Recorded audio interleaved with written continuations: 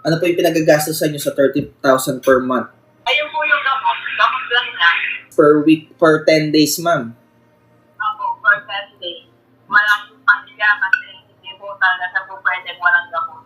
Opo. Pag mild stroke, ma'am, 10,000 per 10 days. Then walang palya dapat yan every 10 days. So that's 30,000 per month.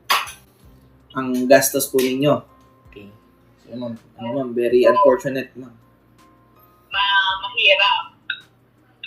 Kailan po ba nag-start yan, ma'am? Stroke niya? January 27 po. Ah. Pasok ko sa hospital dahil nag-seizure siya. Then, labas kami ng 10, pasok ko, nung 8, pasok ko din kami ng April 10 to 15. Bumagsak naman yung electrolyte balance niya. Meaning, hindi siya, wala siyang ratio, pinabukasan na siya namin safe. Then, simula nga po noong April 15,